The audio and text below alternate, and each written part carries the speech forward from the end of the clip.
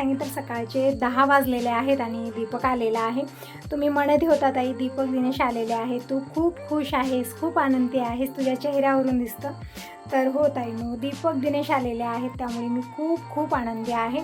मुलं घरी आली यापेक्षा जास्त आनंद काय असणार आहे ना. आपली अपेक्षा इतकीच असते की आपली मुलं आपल्या डोळ्याच्या समोर राहावी. ते डोळे आड गेले ना मग टेन्शन येतं की कसे काय आहेत, काय खात, म्हणजे वेळेत जेवण होतं की नाही, काय करतात काय नाही, तिकडंच ध्यान आपलं लागून राहतं. तर असं इकडं आता मी बनवत आहे डोसे. तर आज ना हे तवा म्हणजे जे पॅन आहे ना त्याचं नॉनस्टिक सगळं गेलेलं आहे, एकदम लोखंडासारखं झाले, त्यामुळे डोसे व्यवस्थित होत नव्हते. तर इकडे मी संग आईस्क्रीम बनवण्यासाठी कस्टर्ड शिजवत आहे. त्यासाठी मी दूध गरम करायला ठेवलेलं आहे आणि 4 चमचे मी इकडं कस्टर्ड पावडर घेतलेलं आहे. थंड दुधामध्ये छान मिक्स करून घेतलं आणि इकडे जसं दुधाला उकळी आली तसं मी ते मिक्स केलेलं कस्टर्ड टाकलेलं आहे आणि एक सलग चमचा फिरवा ते शिजवून घ्यायचं आहे. बघू शकता इकडं कस्टर्ड शिजत आहे. आणि जे एक डोसा मी ठेवलेला होता, म्हणजे बनत ठेवलेला होता, तो डोसा काही निघालेला नाही. मी पाणी टाकून ठेवलेले पॅनमध्ये, कारण खूप डोकं खाल्लं आज हे पॅन खरंच माझं सकाळपासून. तर असं इकडं झालेलं आहे दीपकचं खाणंपिणं, म्हणजे डोसे, चटणी आणि बटाट्याची भाजी मी बनवलेली होती आज. तर दीपक दिनेश सगळ्यांचं खाणंपिणं झालेलं आहे, यांना टिफिन पण दिलेला आहे. आता हे जी वाळूक आहे ना खूप दिवस झाला आणून ठेवलेलं होतं, एक आम्ही खाल्लेलं आहे आणि एक ठेवलेलं होतं. तर म्हणलं आता हे असंच राहणार आहे, तर म्हणजे ठेवल्या खराब होईल, त्यामुळे आज मी चिरलेलं आहे. बिया वेगळ्या गेल्या, बिया छान आहे त्यामध्ये, म्हणजे शेतामध्ये पेरण्यासाठी छान आहेत. वाळूक पण खूप छान गोड आहे हे. तर तेच म्हणत आहे दीपकला की बाहेर उन्हाला ठेव, आणि इकडं दीपकला मी थोडंसं खाण्यासाठी दिलेलं आहे. म्हणत होता मम्मी खूप छान आणि टेस्टी आहे हे. तर थोडासा जे आंबट हे असतो ना टेस्ट, ते पण आहे यामध्ये, गोड पण आहे, आंबट पण आहे, खूप छान टेस्टी आहे हे वाळूक. तर इकडं साला काढून छोट्या छोट्या फोडी केल्या, जसं कलिंगडच्या मी बनवते तशा बनवून मी फ्रीजमध्ये ठेवते, जेव्हाही खायचं म्हणे त्यावेळेस खायला घेतो.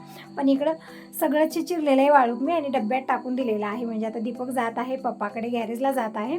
तर म्हणलं पप्पालाही दे, तू पण खा तिकडंच, कारण आता दीपकचं खाणंपिणं झालेलं आहे घरी, तर आताच काही खाणार नाही आहे तो, म्हणजे पोट भरल्यानंतर खायची अपेक्षा राहत नाही आहे ना. तर तिकडेच घेऊन जात आहे आणि बाबा पण जात आहेत. आता सगळ्यांची मीटिंग तिकडे होणार, कारण आता दीपक आलेला आहे, तर बाबांना पण घरात पाऊस धाबे ना, त्याच्यामुळे त्याच्यासोबतच जात आहेत ते पण. तर असं आता गेलेलेच सगळेजण, आता करूया आपली कामं. आतापर्यंत हेच चाललेलं होतं, खाणं पिणं, सगळ्यांशी बोलणं भेटणं सगळं झालेलं आहे. आणि कपडेही इकडं खूप जास्त झालेले आहेत आणि मशीनला तर मी लावत नाही, कारण आता दीपक दिनेचे कपडे असे आहेत ना, म्हणजे कलरफुल नवीन कपडे आहेत, त्यामुळे मशीनला लावायला जमणार नाही हे कपडे. तर थोडंसं मला लेट झालेला आहे, तरी पण काही हरकत नाही, आता निवांत धुणार आहे, कारण खाणंपिणं झालेलं आहे सगळ्यांचं. आता निवांत दुपारी जेवण करतील सगळेजण. तर आता 1-2 तास टाईम आहे माझ्याकडे, तोपर्यंत कपडे धुणं वगैरे होईल, फरशी पुसणं, मग त्यानंतर जे भांडे वगैरे आहेत सगळं मी क्लीन करून घेते आणि मग मी स्वयंपाकाला सुरुवात करते. म्हणजे आता फक्त इतकीच कामं आहेत, कपडे धुवा, स्वयंपाक करा, म्हणजे 2-3 टाईम स्वयंपाक करा, जेवण करा आणि कपडे भांडे फरशी हेच कामं चालणार आहेत. आता दुसरी पेंडिंग कामं तरी कुठली निघणार नाही आहेत आणि नाहीत पण, मी सगळी कामं आवरलेली आहेत. म्हणजे उन्हाळी कामं तरी माझी सगळी वेळेत झालेली आहेत.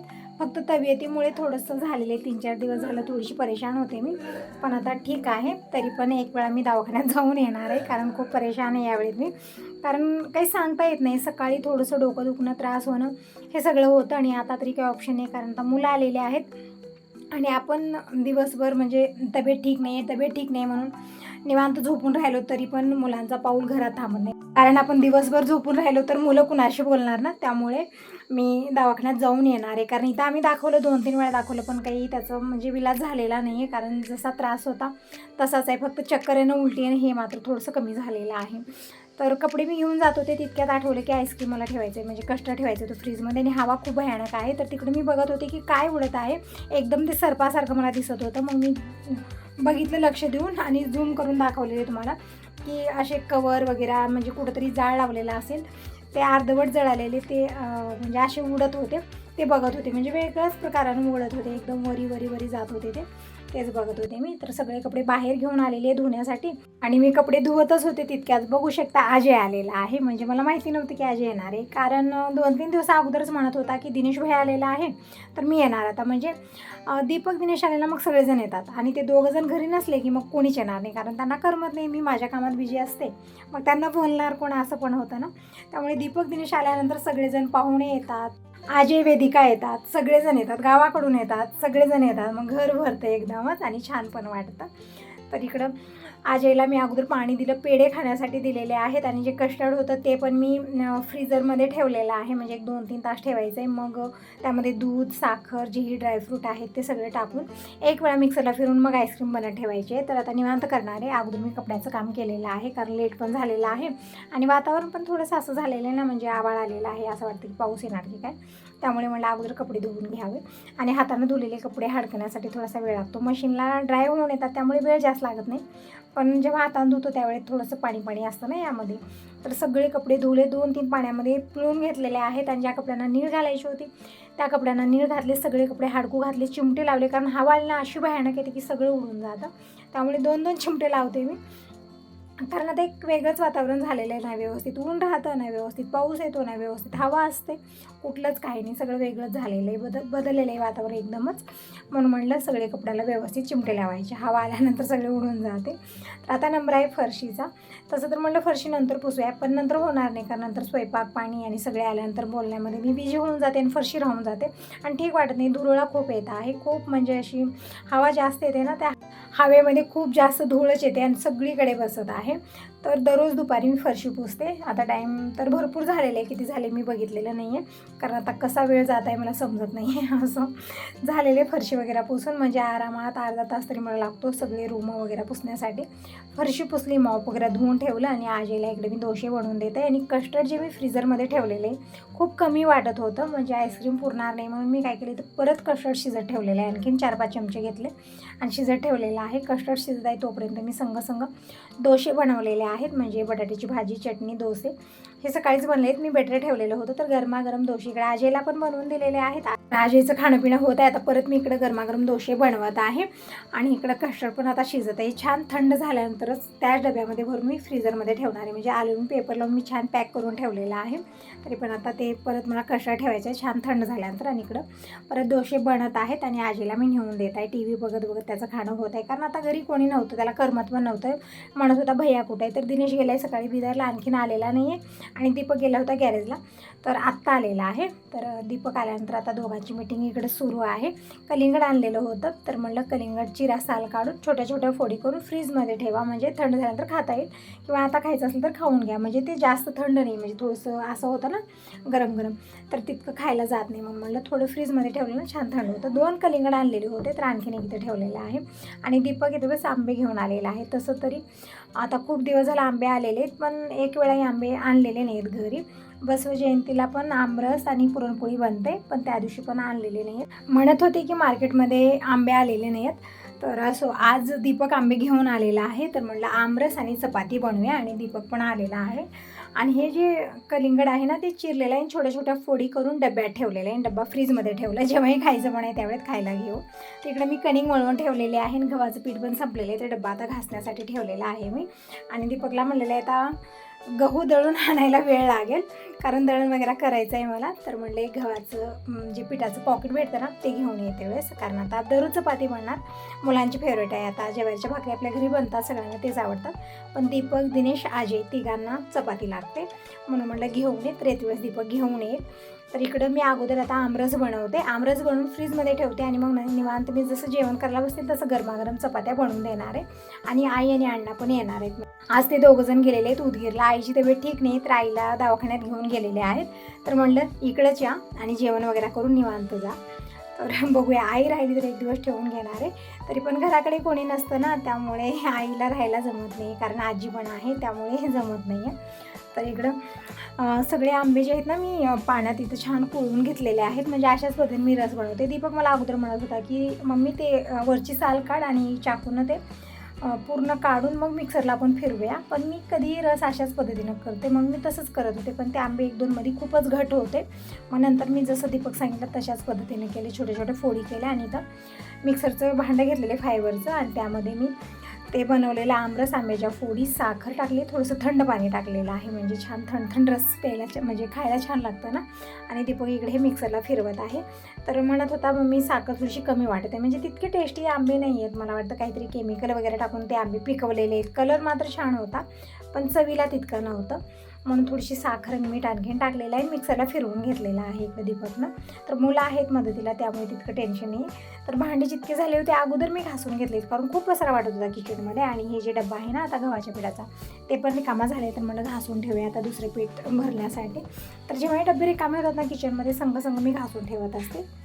म्हणजे अशा पद्धतीने केलं ना जास्त खराब होत नाही. तसं तर किचनमधले भांडे खूप लवकर खराब चिकट होतात, पण असं संग रिकाम झालं ना घासून ठेवायचं आणि मगच सामग्री भरायची. म्हणजे एकत्रच आपल्याला घासायला म्हणजे तितकं टेन्शन येत नाही. नाहीतर कसं होतं ना, अगोदर गावाकडे कसं करायचो आम्ही, दसऱ्याला किंवा नव्यालाच आम्ही काढायचो. इतके खराब ते डबे व्हायचे ना, 2-4 दिवस ते सगळं स्वच्छ करण्यासाठीच लागायचं. पण आता तसं होत नाही, कारण जेव्हा हे रिकामं होतं मी स्वच्छ करून ठेवत असते, मग तितकं घाण होत नाहीत. तर इकडं आमरस बनलेला आहे, फ्रीजमध्ये ठेवला, सगळा पसारा उचललेला आहे. आणि आता इकडे मी गरमागरम चपात्या बनवत आहे. आणि दीपकला आणि आजीला म्हटलं तुम्ही अगोदर जेवण करा. तर दीपकला त्याच्या मित्राचा फोन आलेला होता, तर तो भेटण्यासाठी जाते. म्हणजे आता दीपक आलेला आहे सगळ्यांना माहिती झालेलं आहे, त्याच्या मित्रांना पण म्हणजे आत्ता माहीत झालेलं आहे. तर फोन करत आहेत की दीपक भेटायला सुरू आहे. तर आता त्याच्या मित्राला भेटण्यासाठी तो जात आहे. म्हणत आहे मग मी थोड्या वेळाने तोपर्यंत चपात्या वगैरे बनवून ठेव. तर मी जास्त नाही बनवल्या, फक्त 3-4 चपात्या बनवल्या. आणि खूप गरमी होत होती किचनमध्ये, म्हणजे खूप गरमी आहे. ही उन्हाळ्याची जी गरमी आहे ना, जी कडक ऊन असतं ना ते आहे आता, आणि खूप त्रास होत आहे किचनमध्ये. जास्त वेळ थांबणंच होत नाही तिथं. तर म्हटलं निवांत फॅन लावलं मी आणि कलिंगड खायला घेतलेलं होतं. तर कलिंगड खाऊन झालं तितक्यात आई आणि अण्णा आलेले आहेत. तर आईची तब्येत ठीक नाही आहे, तर दवाखान्यात दाखवून आलेले आहेत. तर म्हटलं पाय वगैरे धुवा आणि अगोदर जेवण करा. म्हणजे सकाळी घाई गडबडीनं गेलेले आहेत लवकर, कारण नंबर लावावा लागतो, म्हणून थोडंसं लवकर गेले. तर फक्त उपमा बनवलेला होता आणि तेच खाऊन गेलेले आहे असं म्हणत होते. आणि आई व्यवस्थित जेवण पण करत नाही तब्येतीमुळे. तर आईला म्हणलं अगोदर जेवण करा, आता दवाखान्यात दाखवून आलं ना, आता जेवण करा आणि जे टॅबलेट दिलेले आहेत औषध गोळ्या ते अगोदर घे, म्हणजे त्यांना थोडंसं ठीक वाटेल तुला. तर इकडे आईला अण्णाला अगोदर मी पाणी प्यायला दिलं, फॅन ऑन केलेला आहे. आणि आईला नॉर्मल पाणी दिले, फ्रीजमधलं दिलेलं नाही. आणि अण्णाला मी फ्रीजमधलं पाणी दिलेलं आहे, कारण आईची तब्येत थोडीशी अशी आहे ना की थंड पाणी द्यायची भीती वाटत आहे. तर असं आता इकडं बोलत मी चपात्या बनवत आहे, कारण आता बसून बोलायला म्हणजे तितका वेळ पण नाही आहे, कारण चपात्या मला बनवायच्या होत्या. जेव्हा घरात एकटा असतो ना हाच गोंधळ असतो की पाहुणे आल्यानंतर बोलण्यासाठी वेळ नसतो आपल्याला, कारण स्वयंपाक करणं, चहा पाणी यामध्येच आपला वेळ जातो ना. तर इकडं कामं करतच मी बोलत आहे. तर चपाती लाटून घेत आहे आणि इकडे माझी बडबडी सुरू आहे की काय म्हणे डॉक्टर काय नाही. म्हणजे तसं तर दररोज फोनवर बोलणं चालूच असतं आमचं, काय झालं काय नाही, कारण आता घराकडे कोणी नसतं. म्हणजे आम्ही ना खूप जणी आहोत, म्हणजे आम्ही 7 बहिणी, 1 भाऊ, इतके मुलं आहोत. पण घरामध्ये आज कोणीच नाही, फक्त आई, बाबा आणि आजी 3 जणच राहतात. आणि आईची तब्येत थोडीशी बिघडली की मग आमचं सगळ्यांचं लक्ष तिकडंच असतं, कारण घराकडे कोणी नसतं. आणि अण्णांना पण शेताला जायचं असतं, ते पण घरी राहत नाहीत. मग असं होतं ना, आजी पण अशी की आजी पण सतत बिमार असते, आईचं पण तसंच आहे, आईची पण तब्येत ठीक राहत नाही. तर थोडंसं टेन्शन येत आहे तिकडचं. असो, किती मुलं बाळा असो, फायनली दोघांनाच राहायचं असतं, कारण शाळेमुळे कशामुळे त्यांना बाहेर जायचं असतं. मुली असले लग्न करून देतो, सगळे आपापल्या घरी जातात. मुलं असले शाळेसाठी, त्यांच्या जॉबसाठी ते बाहेर जातात. तर असं असतं ना, सगळ्यांचं जीवन असंच आहे. तेच वाटतं एक वेळा की इतके जण आहोत, इतके मुलं बाळा आहोत, तरी पण आज आई आणि अण्णापाशी कोणी नाही, फक्त दोघंच आहेत. असं त्यांची तब्येतसुद्धा ठीक नसली तर बघण्यासाठी कोणी नाही, एक वेळा खूप टेन्शन येतं. तर असं इकडं चपात्या वगैरे बनलेल्या आहेत आता गरमागरम. आणि आई अण्णाला मी अगोदर जेवायला वाढलं, कारण दीपक, दिनेश, अजय कोणी नाही येत आता. आणि बाबांचं पण जेवण आणखीन झालेलं नाही, पण इतक्या लवकर येणार नाही, त्यांची टायमिंग आहे 4 वाजता. 4 वाजता ते जेवण करतात. तर इकडं या दोघांना मी जेवायला वाढलेलं आहे. तर मस्त अशी गरमागरम चपाती आहे, आमरस मी बनवलं आणि सुकी भाजी मी बनवलेली होती, वरण भात पापड तळलेले आहेत. तर इकडं जेवायला वाढलेलं आहे. सकाळी पण व्यवस्थित त्यांचा नाश्ता वगैरे झालेला नाही, घाई गडबडीने ते घरातनं निघालेले आहेत, त्यामुळे म्हणलं जेवण करा अगोदर, मग निवांत आपण बोलत बसूया. तर इकडं हे लाईटर नाही, त्यांना खूप पंचायत झालेली आहे, काडी डबीनंच मला ते गॅस पेटवावं लागत आहे. आणि खूप साऱ्या काड्या आणि कचरा खूप होत आहे किचनवरती. तर असं इकडं मी गॅस बंद केला होता थोडा वेळ, आता परत ऑन केलेला आहे. चपात्या मी बनवत आहे, कारण आता आजी आणि दीपक दोघंजणही थोड्या वेळात येतील, टिफिन पण भरून द्यायचं आहे. म्हणजे दिवसभर हीच कामं आहेत मला, स्वयंपाक करणं, जेवण खाणं हेच चाललेलं आहे. तिकडं मी चपात्या बनवत आहे आणि जेवायला पण वाढत आहे संघ. आणि इकडं बघू शकता आजी आणि दीपक 2 जण आलेले आहेत. आणि गव्हाचं पीठ, जसं मी तुम्हाला म्हटलं पीठ संपलेलं होतं, डब्बा पण मी घासून ठेवलेला आहे. तर 5 किलोचं मी पॉकेट आणायला लावलेलं आहे गव्हाच्या पिठाचं. आणि दीपकला म्हटलं तुम्ही पण जेवण करा. आणि इकडं आई अण्णाला दीपक जेवायला वाढत आहे, मी चपात्या बनवत आहे तोपर्यंत. आणि हे 2 जणही आता जेवण करतील, कारण खूप लेट झालेला आहे. टाईम बघू शकता तुम्ही, दुपारचे 3-3:30 वाजलेले आहेत आता. तर आता हे दोघंजणी जेवण करत आहेत आणि माझं पण जेवण आणखीन झालेलं नाही आहे. यामुळे पण तब्येत बिघडत आहे माझी, म्हणजे वेळेत जेवण होत नाही, त्यामुळे तब्येत म्हणजे पीत वगैरे जेव्हा त्रास असतो ना तर खूप वेळेत जेवण करावं लागतं, पण कधीच असं होत नाही. कारण कामाचा गोंधळ असा असतो ना की कधी लवकर होतं कधी लेट, आणि ते कामं ठेवून जेवण जात नाही असं होतं, त्यामुळे माझी तब्येत ठीक राहत नाही आजकाल. तर असं इकडे जेवण झालेलं आहे, सगळेजण थोड्या वेळा मी बोलत बसलो आणि छान वाटते, घर भरून वाटत आहे सगळ्यांशी, म्हणजे सगळ्यांसोबत बोलण्यामध्ये वेळ कसा जातो कळत नाही आहे. म्हणजे सकाळपासून संध्याकाळ कशी होते ते पण समजत नाही आता, असं झालेलं आहे. तर असं इकडं हे जे टॅबलेट दिलेत आईला त्याच्यावरती लिहिलेलं आहे की कोणची टॅबलेट किती वेळा खायची आहे, ते सगळं दीपक बघत होता आणि सांगत पण होता. तर इकडं आईला म्हणलं आता घे, पण दुपारी एकही टॅबलेट नव्हती, सगळे रात्री होते, म्हणजे सकाळ संध्याकाळ 2 वेळाचेच आहेत. तर आई म्हणत होती की रात्री मी जेवण झाल्यानंतर खाईन, कारण दुपारची नव्हतीच. तर आम्ही थोडा वेळ बोलत बसलो आणि आता आई आणि अण्णा जायला निघालीत. मी आईला म्हणलं 1 दिवस राहा, पण राहायला जमणार नाही कारण आजी आहे घराकडे, आजीची तब्येत ठीक राहत नाही, त्यामुळे आईला म्हणजे राहायला जमत नाही आहे इथं. तर जात आहेत आता दोघंजणही. आणि हे जे दिसत आहे ना टोपलं, ते ट्रे ते कूलरच्या खाली ठेवण्याचं आहे, पण ते गाडीवरती नेता आलं नाही, त्यांना जमलंच नाही ते, म्हणून दीपक म्हणलं मी नंतर आणून देतो, आणि आणून ठेवलेलं आहे. आणि बघू शकता आमचे छोटे राजकुमारी आलेले आहेत.